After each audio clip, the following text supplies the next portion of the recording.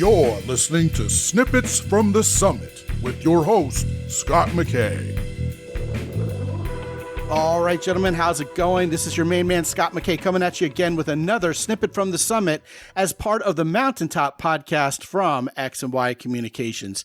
Today, we're going to talk about a sticky topic. It's not a very pleasant topic, but it's one that every one of us as men must reckon with. I gave it a rather admittedly clickbaity title of Would You Already Be in Jail? And let's face it, guys, I know almost every one of you guys listening to this is an upstanding citizen.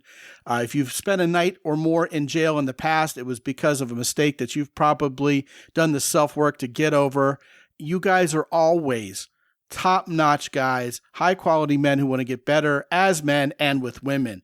So what is it I'm talking about today? Well, what I want to do is I want to give you a reckoning with the double standard that often presents itself with regard to behavior on the part of women versus that of men.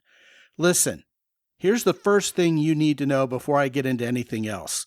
The rule of law, at least here in the United States of America and most of the Western world as we know it, is designed so that whether a man or a woman, or for that matter, anyone who identifies either way, is subject to the same exact laws of this land as everybody else. That means if a woman breaks the law or you break a law, the consequences should be exactly the same.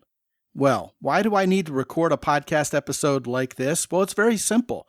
A lot of you guys are finding yourself in situations where the woman is being absolutely incredibly terrible to you. Matter of fact, downright evil towards you, and you're excusing it because it's a woman committing this breach, or in many cases, this crime against you. Or it's a woman committing this crime against your family or your friends or your loved ones. Where does this phenomenon especially rear its ugly head? Well, when we're having relationship disputes. Key among those, say, an ugly divorce that's going on. All right, the two of you are getting divorced. You both have lawyered up, but she is doing horrible things. Perhaps she's slapped a restraining order against you with the rubber stamp of a judge for something you haven't even really done. And yet when you go to court, you feel like you're made out to be a criminal or that you're guilty until proven innocent. Well, first of all, guys, here it is. A judge will grant a restraining order to almost anybody who asks for it because there's no way to really litigate right there in person whether or not the claim being made against this person who is to be restrained is justified or not. And no judge wants blood on their hands. So just because there's a restraining order doesn't mean you're a bad person. A lot of guys are also refraining from the restraining order that they should slap on a woman when she's being nasty to him. Look, if a woman lays hands on you, brandishes a weapon towards you, be that a knife or a gun, let alone shoot you or stab you or throw objects at you, any intent to hurt you on a woman's part is a crime. You would already be in jail if you did that to a woman. But the law is no different in either case. Some of you guys are coming to me with cases where someone has hidden recording devices in their house or even in their parents' house or their best friend's house or a house that they share with roommates. And when it comes to light, you simply say to yourself, well, she's a chick and that's just how they are. That is a crime. In many states, it's a felony. And if you let her get away with it, I can assure you she wouldn't have let you get away with it. And if you were dragged into a court of law with a charge against you, chances are, if proven guilty, you would face a stiff fine or even jail time. And here's another factor to consider here. If she cheats on you, someone may say, well, you know, when a woman cheats on a man, it's because he was a bad husband or he was violent or he scared her or he wasn't loving her or he wasn't providing or protecting. But when you cheat on her, you're this terrible, awful cheater. And well, you know what? That's the way men are. They're all cheaters. They can't keep it in the holster. Gentlemen, it's time to give the double standard the heave-ho. We live in the year 2025. Women wanted empowerment. They got it. Now that they're empowered, they can also face similar consequences any man would when accused and convicted of a crime, be that a misdemeanor or a felony, and even when there's cheating going on or misbehaving going on within a relationship. Take this to the bank, guys. It's the truth.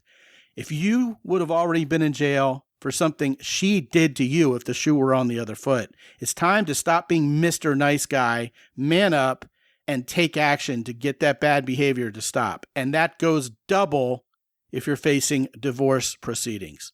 Guys, here's what I know about men in divorce court who are Mr. Nice Guy. The more you let her get away with, the more she is going to push the envelope, the more she's going to try to harm you, bury you, get rid of you, do what she can to make you hurt. She's not going to be satisfied. A little bit isn't going to be enough. She's going to keep hitting you until you finally stand up for yourself. And then there's this part. Men who are Mr. Nice Guy not only lose everything in court, their ex is probably not going to be the one who gets it all anyway, even after all that hassle, and perhaps even especially because of that hassle.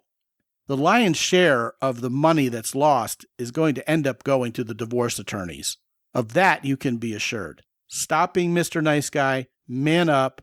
When someone does wrong to you or anybody else, be they male or female, there should be legal consequences regardless of who that person is.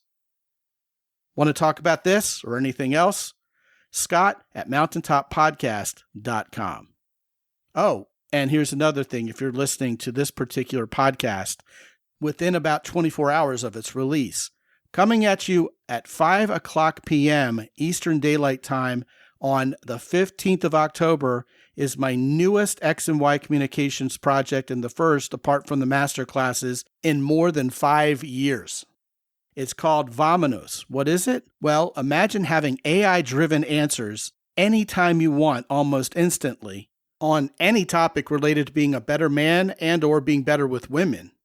And all of those answers are guaranteed to be purely from X and Y communications content.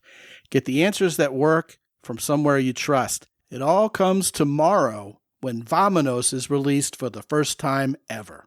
It's been thoroughly tested, and I know you guys are really going to enjoy it. For those of you who are subscribers to the X and Y Communications newsletter that comes at you daily, be sure to check your inbox at 5 o'clock Eastern Daylight Time tomorrow.